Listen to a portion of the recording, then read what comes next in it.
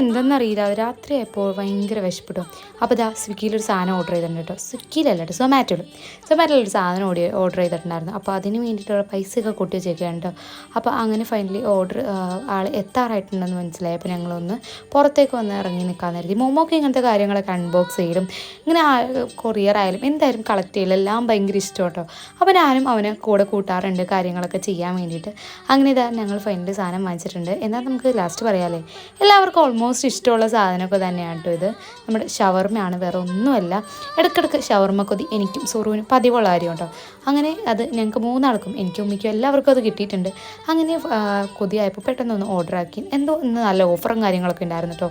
അങ്ങനെ താ ഞങ്ങൾ ഷവർമ്മയൊക്കെ കഴിച്ചിരിക്കുകയാണ്. അപ്പോൾ നിങ്ങളുടെ ഡേ ഇന്ന് എങ്ങനെയുണ്ടായിരുന്നു? എന്നാൽ അടിപൊളിയായിരുന്നെങ്കിൽ താഴെ ഒന്ന് കമൻറ്റ് ചെയ്യാം കേട്ടോ. അപ്പോൾ ഞങ്ങളുടെ ഒരു അടിപൊളി ഡേ ആയിരുന്നു. രാത്രിയായിരുന്നു കേട്ടോ ഇതൊക്കെ ഓർഡർ ചെയ്തേക്കുന്നത്.